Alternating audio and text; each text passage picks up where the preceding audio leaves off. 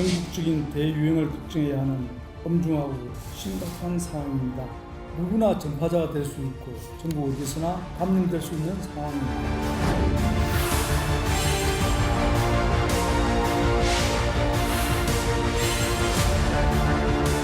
이번 한 주가 중대한 고비가 될 것이기에 당분간 출퇴근 등 꼭 필요한 외출 외에는 안전한 집에 머물러 주시기 바랍니다.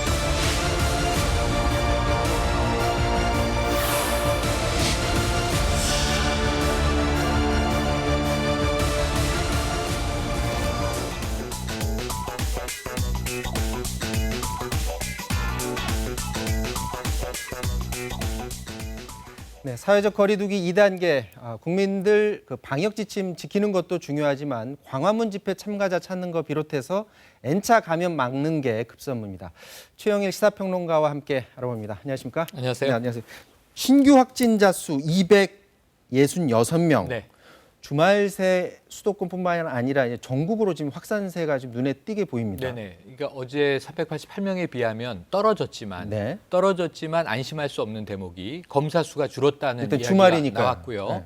실제로 한 2만 건 이상 하다가 네. 어제는 13,000건 정도 한 겁니다. 네. 그리고 이제 두 번째는 말씀하신 대로 여전히 수도권 비중이 높긴 하지만 네. 전국이 고르게 분포되고 있어요. 그래서 어쩌면 수도권을 중심으로 지방으로 확산세에 있다라고 추이를 분석하는 게 옳을 것 같습니다. 지금 뭐 그동안 우리가 언급한 걸 보면 교회발 감염 네. 그리고 뭐 광화문 집회발 감염이 있는데 주요 감염원이 이거 말고도 또 있나요? 네, 쭉 지금 이제 한번 그 자막을 보실 텐데요. 네. 지금 사랑제일교회가 가장 많습니다. 네. 누적 확진은 뭐 800명이 넘어가는 상황이라 네. 국내에서는 단일 집단으로는 신천지 대구교회 이후에 네. 가장 큰 지금 분포 숫자고요. 그다음에 보시면 광화문 집회 지금 이제 이 170명이 넘어서고 있고 170. 예, 문제는 이제 7,600명 동원됐던 경찰 중에서도 계속 이 나오고 확진자가 추가되고 있습니다. 네. 이거 계속 봐야 되고요.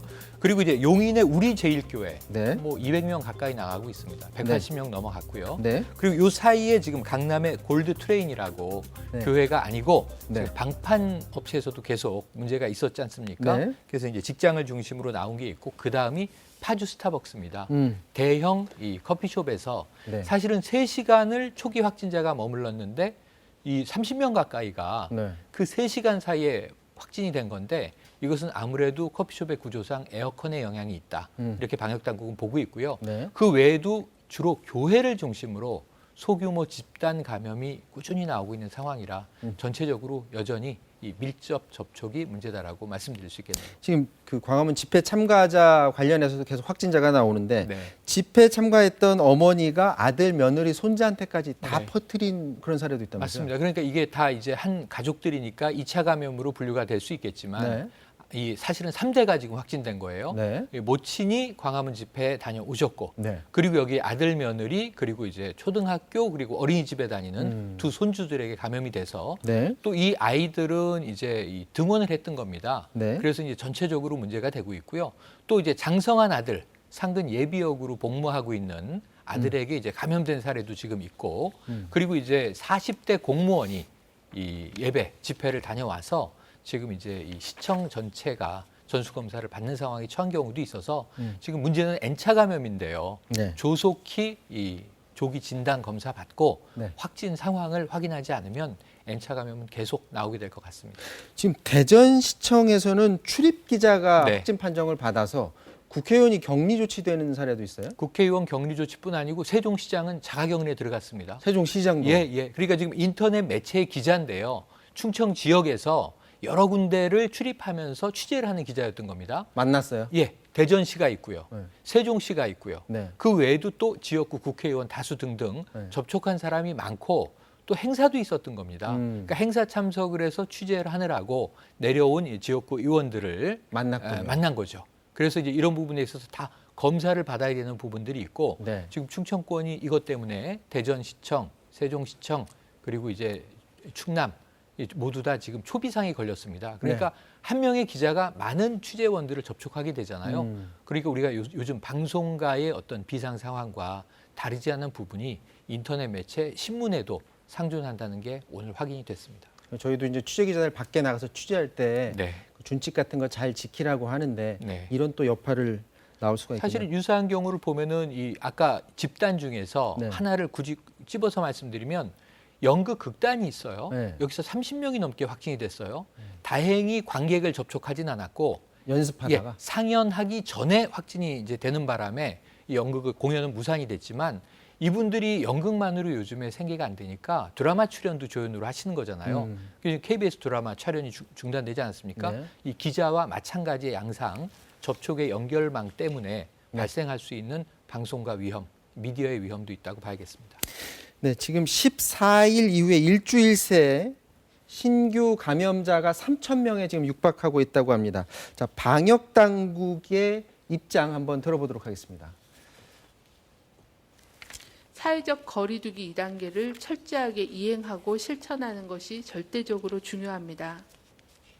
코로나는 발병하기 이틀 전부터 감염력이 높기 때문에 확진된 시점에는 이미 많은 사람들이 노출되어 N차 감염으로 이어지게 되어 통제가 어렵습니다. 가족과 직장 동료, 친구와 동호회 모임, 실내 운동시설, 또 종교시설, 병원 방문이나 여행까지 겹치게 되면 한 명의 확진자가 감염 가능한 시기에 수십 명, 수백 명의 접촉자를 만들고 N차 전파로 환자가 기하급수적으로 증가하게 됩니다. 만약에 이 확진자가 사회적 거리두기에 참여했다면 접촉자는 가족과 직장 동료에 그쳐 유행을 쉽게 통제할 수 있는 상황입니다. 마스크 착용을 잘했다고 하면 접촉자에서도 양성률이 낮아질 것입니다. 최소한 2주간은 출퇴근, 의료기관 방문, 생필품 구매 등 꼭 필요한 활동 이외에는 사람 간 접촉을 최대한 줄여주십시오. 사회적 거리두기를 모두 함께 확실하게 실천하는 것이 유행을 통제하고 일상을 회복하기 위한 지름길이라고 말씀드립니다. 이번 주에 2단계를 잘 지켜야지 네, 네. 자칫하면 3단계로 넘어갈 수 있는데 네. 2단계부터 국민들 잘 지켜달라 이거예요. 네, 맞습니다. 그러니까 사실은 서울시 같은 경우에는요. 10명 이상의 집합은 금지시켰기 때문에 부분적으로는 3단계 룰이 적용되는 부분도 있습니다. 네. 마스크 마스크 착용 의무화가 오늘부터 시작이 됐고요. 네. 그런 측면에서는 지금 우리가 접촉을 최소한 차단해서 떨어지는 추이를 보게 된다면 네. 2단계에서 우리가 유지할 수 있지만 지금 정은경 본부장 계속 브리핑 때마다 네. 매일 밤 고민한다. 지금, 내일 3단계로 올려야 되는 거 아닌가 이 고민일 텐데요. 네. 그런데 문제는 계속 확진이 늘어난다면 오늘은 한번 떨어졌습니다만 네. 계속 출렁거림이 있을 거라는 게 의료 전문가들의 분석이거든요. 네. 근데 그러다가 또 폭증 양상이 다시 나타난다면 이 어쩔 수 없이 3단계로 가야 되는데 2단계에서 막는 게 사실은 가장 좋은 것 아니냐 하는 제안을 방역 당국이 하고 있는 거고요. 언제라도 3단계로 올릴 준비와 검토는 하고 있다는 것으로 이해하면 되겠습니다. 지금 그 어느 때보다 중요한 시기가 바로 맞습니다. 이번 한 주인 것 같은데 네. 지금 엎친 데 덮친 격으로 지금 의사들 파업 들어가잖아요. 네. 전공의 이제 네. 파업 들어갔고 오늘 보니까 의사협회하고 총리하고 만났다고 하는데 혹시 결과는 나왔나요? 결과는 좀 안타까운 대목이 뭔가 얻어낸 것이 없습니다. 결과는 일단 나왔어요? 그러니까 이 정리된 것 같은데 네. 의협에서 먼저 발표한 내용을 보면은 네. 계속 대화는 이어가기로 한 것 같습니다. 네. 근데 어제 전공의협의회에서는 코로나19 현장에는 돌아오기로 하지 않았습니까? 네. 그래서 오늘도 의협도 비슷하게 자 코로나19는 정부와 의료계가 총력을 다해서 막는다. 그리고 이 정책에 대한 협의는 이어간다인데 일단 의협 측에서는 오늘은 이제 이 대화 소통의 소득이 없었던 것으로 이야기를 하고 있어서 이 부분 또 정부 발표까지 한번 지켜봐야 될 것 같습니다. 앞서도 말씀드렸는데 지금 저희 방역 당국이 집중해야 될 부분이 네. 국민들 준칙 잘 지키는 것도 중요하지만 네. 그 요인 중에 사랑제일교회발 네. 그리고 광화문 집회발 이런 것들에 예. 사람들 참가자들을 잘 찾아내야 되는데 맞습니다. 지금 광화문 집회 그 참가자 그 명단을 놓고서 네. 일부 좀 다른 게 있나 봐요. 보니까 전주시가 네. 압수수색을 통해서 이제 버스를 타고 광화문으로 갔던 사람들의 탑승자 명단을 확보를 했는데 맞습니다. 이 명단하고 네. 방역 당국이 이제 기지국을 통해서 확보한 명단하고 좀 네. 다른가 봐요. 그러니까 지금 전주시 발표입니다. 말씀하신 대로 자체 확보한 건 한 150여 명 된다고 해요. 네. 이게 전수인지는 알 수 없지만 네. 확인한 것만 150명 내외. 그런데 기지국에서 전주 지역에서 광화문에 왔던 사람들은 이 네. 명단입니다. 90명 정도가 왔다 그래요. 네. 약 100명이 안 되게. 그 50명의 차이가 일단 있잖아요. 그런데다가 그러면은 150명과 이 90명은 겹치느냐? 한 10여 명 겹친다는 겁니다. 음. 그러니까 두 개의 명단이 완전히 다르다는 게 전주시예요. 네. 전주시 쪽은 자, 이 버스에 탑승한 명단은 일단 맞는 것 같고 네. 그렇다면 기지국 명단이 뭔가 잘못된 게 아니냐인데 기지국 명단이라는 건 사람이 이건 선별하는 게 아니라 자동으로 추출하는 거지 않습니까? 네. 그러니까 그 부분에서는 기지국 명단은 틀린 데이터가 이 착오로 갔을 가능성은 없다는 거예요. 그러니까 네. 이 두 가지가 교집합이 매우 적고 서로 다른 명단이라면 사실은 한 가지의 추정이 나오고 있습니다. 그럼 이제 광화문으로 모이던 지역에서 모였던 전세버스를 타고 가는 분들에게 어쩌면 그 리더들이 있을 거 아닙니까? 네. 자, 전화를 모두 다 끄시오라고 했을 가능성. 음. 그러고 또 이제 개별적으로 참여한 사람들은 폰이 켜져 있을 가능성. 그래서 이 두 집단은 사실상 겹치지 않고 별도로 광화문에 갔을, 단체로 가거나 개별적으로 갔을 가능성. 이 정도가 지금 추정되고 있는데 확인으로 이것은 알아봐야 되는 것이죠. 자, 그러면 이제 사랑제일교회 얘기를 나눠보면요. 네. 21일 사랑제일교회에 대해서 경찰이 압수수색을 했어요. 맞습니다. 근데 교회 측이 여기에 대해서 불법이다 이렇게 반발을 했는데 네. 자, 교회 측 입장 한번 듣고서 얘기 나눠보도록 하겠습니다. 압수수색 영장 기재 자체로 수색할 장소와 압수할 물건이 불일치 않은 오류가 있었다. 즉 경찰이 갖고 온 압수수색 영장에는 수색할 장소와 압수할 물건의 기재 내용이 서로 모순되게 기재되어 있었다. 즉 수색할 장소를 특정할 수도 없었고 압수할 물건과 수색할 장소와의 연관성이 전혀 없었다. 따라서 명백한 불법 침입, 불법 수색에 해당한다. 자, 그럼 법적 문제 살펴보겠습니다. 손정혜 변호사 화상으로 연결되어 있습니다. 자, 손정혜 변호사 나와 계시죠? 안녕하세요. 손정혜입니다. 아, 네, 안녕하세요. 자, 교회 측의 주장 법적으로 볼 때는 어떻게 타당성이 좀 있습니까? 어떻습니까? 정강훈 목사의 휴대전화를 압수수색 영장한 것이 위법이다. 두 번째는 이 압수수색한 자료를 다른 중대본이라든가 서울시하고 공유하는 것은 공무상 비밀 누설이다. 이렇게 주장하고 있는 것인데요. 네. 첫 번째는 압수수색 영장은 법원에서 적법하게 발부해서 집행을 했기 때문에 그 수색의 장소라든가 수사의 필요성은 이미 사법부에서 심판이 이뤄진 겁니다. 그리고 두 번째로 이제 중대본과 서울시와 공유한 부분에 있어서는 공무상 비밀 누설이라고 보기 어려운 것이 감염법 예방법에 따라서는 이 정보 제공을 요청할 수 있고 그러면 해당 국가기관은 이것을 공유할 수 있도록 되어 있기 때문에 법률상 근거 있는 정보 공유입니다. 네. 자, 그렇기 때문에 현재로서는 이게 위법한 압수수색이라고 보기는 어려울 것 같습니다. 자, 그리고 이제 그 정광훈 목사의 휴대폰도 경찰이 압수수색했다라고 했는데 교회 측 주장은 뭐냐면 변호사가 입회하지 않고 휴대폰을 압수했다. 그래서 이것은 불법이다라고 하는데 자, 그 주장이 맞다면 이거는 불법입니까? 그렇지 않습니다. 형사소송법에는 어떻게 규정이 되어 있냐면 네. 변호인이 참여할 수 있다. 그러니까 참여해야 된다가 아니고 참여할 수 있기 때문에 네. 피압수자가 요청을 하면 반드시 참석하게 도와줘야 하지만 그게 법이지만 그 당시 현장에서 변호사 참여 요청권이 없었고 임의로 제출했다는 측면에서는 변호사가 없다고 하더라도 위법한 집행은 아닙니다. 변호사 참여 요청이 없었기 때문에 그 자체가 위법한 것은 아니다라는 말씀이고요. 자, 교회 측에서는 또 박능우 보건복지부 장관에 대해서도 고발 입장을 밝혔는데 한번 이거 들어보도록 하겠습니다. 일개 보건복지부 장관에 불과한 자가 아무런 권한 없이 수도권 모든 교회 예배 금지를 강행한 것은 직권남용, 강요 그리고 예배방해죄의 중범죄에 해당한다. 검찰은 즉각 박능후를 수사하여 구속하여야 한다. 자, 지금 말 들어보면 직권남용, 강요, 예배방해죄로 고발했다고 합니다. 이거 성립 가능합니까? 그러니까 한마디로 교회 집회를 못하겠다라는 것이 직권남용이라는 것인데 네. 법률적 근거가 없으면 위법하지만 지금 감염법 예방법이 근거입니다. 네. 감염법 예방을 위해서 지금 모든 예배를 방해한 게 아니고 온라인 예배는 가능한 상황이기 때문에 네. 이 감염법 예방법에 따른 법률적 근거에 따른 조치여서 이것이 위법하다, 범죄다라고 얘기하기에는 무리입니다. 감염병 예방법에 따라서 그렇게 주장하는 건 좀 무리다라는 말씀이시고 최일 평론가님 네. 그 예배 문제는 이쪽 사랑제일교회만 네네. 지금 문제가 있는 게 아니라 아니죠. 네. 다른 교회도 지금 예, 예. 문제가 있잖아요. 그러니까 특히 이제 수도권을 중심으로 부산 등 이제 집합 금지가 돼 있는 겁니다. 정규 예배도 네. 8월 30일까지는 좀 멈춰달라. 네. 이게 예배로 보면 이제 두 주잖아요. 비대면으로 예, 예. 해달라. 그러니까 온라인 예배로 드려달라. 네. 비대면으로 하고 대면 예배 하지 말아달라. 네. 근데 어제 예배를 많이 드렸어요. 음. 지자체별로 점검을 했는데 서울시의 경우에는 처음에는 한 17개 교회가 대면 예배를 강행했다.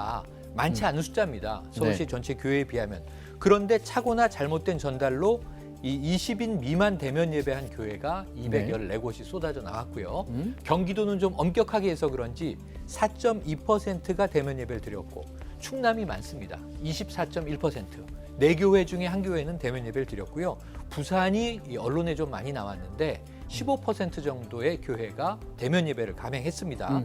그리고 이 지자체의 행정명령 거부한다 이렇게 밝히기도 했고요. 인천은 약 9.2%. 그래서 이렇게 보면은 적게는 10%에서 10곳 중에 한 곳, 많은 곳은 4곳 중에 한 곳 여전히 대면 예배를 강행할 방침이고 강행하고 있기 때문에 지금 아까 말씀드렸잖아요. 교회를 중심으로 소규모 집단 감염은 계속 나오고 있습니다. 걱정입니다. 지금 그 손정혜 변호사님 교회 측 주장은 뭐냐면 대면 예배 제한이 종교 자유 침해다라고 하는데 그럼 아까 말씀하신 것과 마찬가지로 감염병 예방법으로 이거는 충분히 제한할 수 있는 건가요?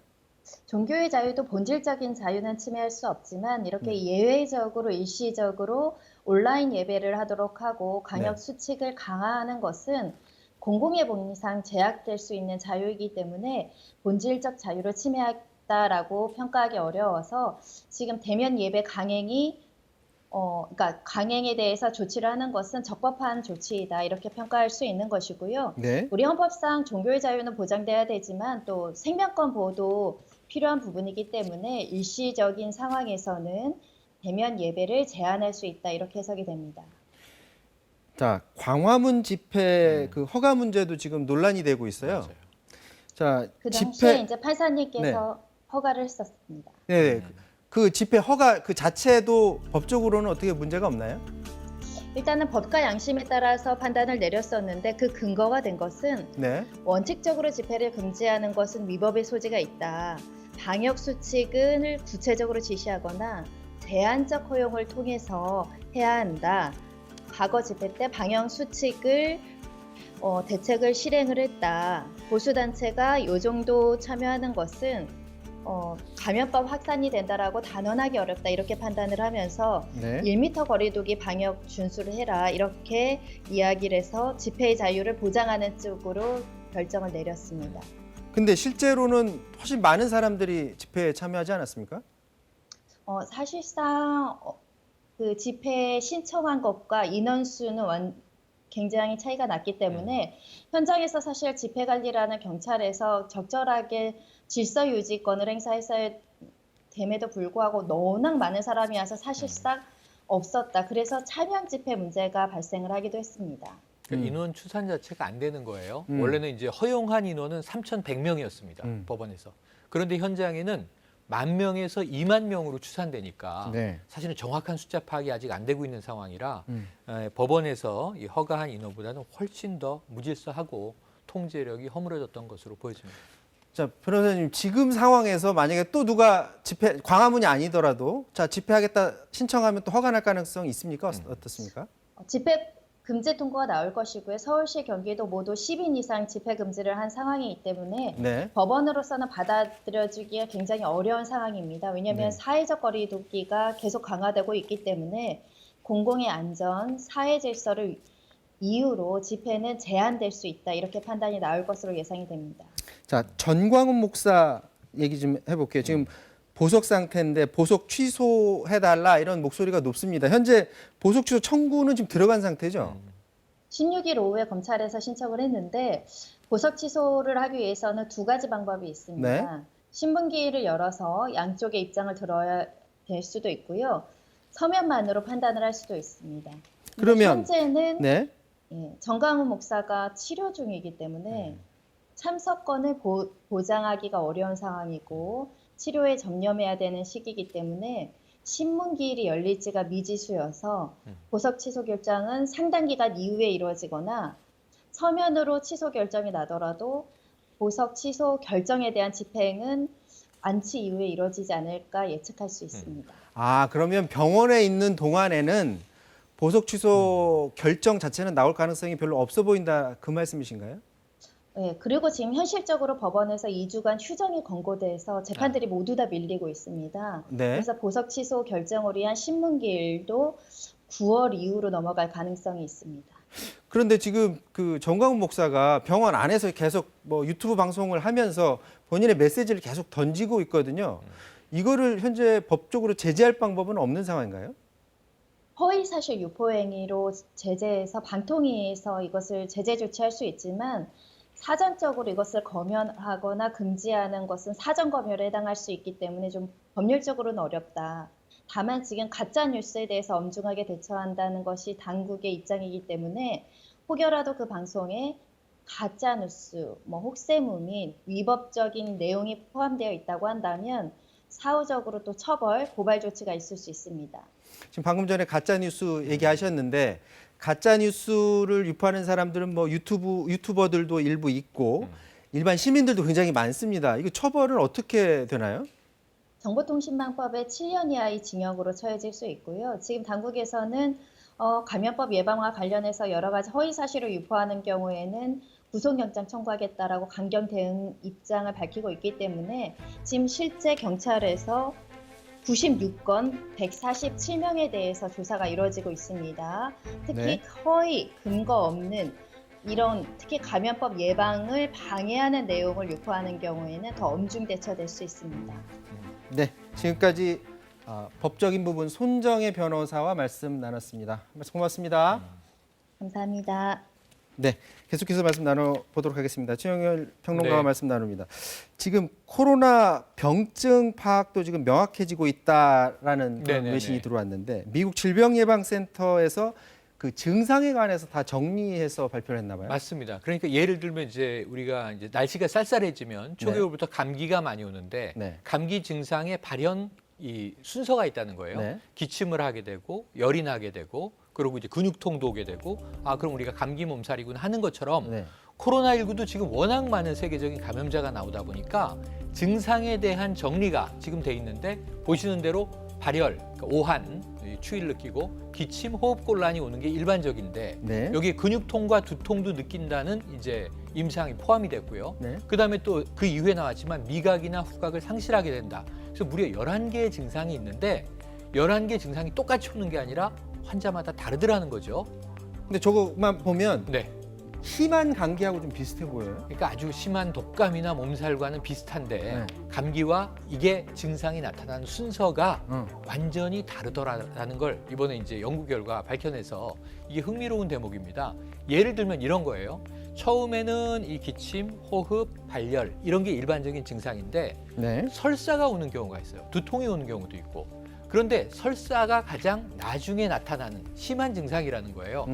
그런데 어떤 환자의 경우에 만약에 설사 증상이 먼저 나타났다 그러면 폐에 심한 중증 질환으로 전이될 가능성이 높다라고 설사가 먼저 나타나면 그럼 예후를 할 수 있다는 겁니다. 그때는 조심해야 된다. 맞습니다. 그러니까 지금 뭐 세계적으로 2천만 명이 넘는 환자들의 네. 증상 과정들이 다 문진을 통해서 기록되지 않았겠습니까? 네. 이걸 데이터베이스로 넣어서 한번 이 패턴 분석을 해보니까 네. 결국은 증상이 나타나는 순서에 따라서 경증으로 갈 것이냐 중증으로 갈 것이냐 어느 정도의 예진이 가능하다라고 하는 것이 이번 연구 결과가 나온 것이 의미가 있는 것입니다. 우리 시청자분들도 특히 네. 방금 말씀하신 부분 유념해 둬서 네. 그런 증상이 나타나면 좀 조심하고 조심하고 더 속히 그렇죠. 병원을 검사에 찾아가야죠. 임하셔야 될 경우가 있죠. 그러니까 이게 우리가 초가을이 되면 제일 걱정하는 게 증상이 있는데 이게 몸살일까, 감기일까, 뭐 독감일까, 코로나일까. 그런데 예를 들면은 설사 증상이 먼저 왔다라고 한다면 가급적 먼저 코로나 검사를 받는 게 옳지 않겠는가. 아마 이런 것들이 이제 미국 CDC를 중심으로 연구 결과가 나왔기 때문에 네. 우리 방역 당국에서 앞으로 이런 내용들을 정리해서 또 확증된 것만 발표해 주지 않을까 기대를 해봅니다. 자, 그런데 여기에 더해서 네. 자, 이미 완치된 사람도 네. 다 극복한 이후에 후유증 때문에 또 고통을 얘기하는 사람들이 있다고 합니다. 네. 그 말 직접 한번 들어보도록 하겠습니다. 코로나를 걸리기 전에는 탈모가 없었는데 입원하고 한 달 후부터 머리가 많이 빠지기 시작했습니다. 당시에는 하얀 침대가 이제 머리카락으로 좀 많이 덮일 정도로 많이 빠졌고 네. 지금도 이제 집에서 샤워를 하게 될 때면 네. 이제 머리카락이 많이 빠져가지고 수채구멍에 머리카락이 많이 들어와서 잘 물이 배수가 안 될 정도 좀 네. 많이 빠지고 있습니다. M자 탈모라는 말을 들었고 지금은 뿌리는 탈모약을 받아서 네. 계속 이제 사용하고 있습니다. 코로나로 인한 이제 스트레스성으로 탈모가 일어날 수는 있다라고 예. 말씀을 해주셨습니다. 이런 후유증도 후유증이지만 네. 일단은 코로나부터 진정시켜야 되기 때문에 이번 주 최대한 집 밖으로 나가지 않는 게 네. 제일 중요한 것 같아요. 사회적으로 3단계라고 생각을 하시고요. 네. 일시정지 버튼을 눌렀다 생각하시고 네.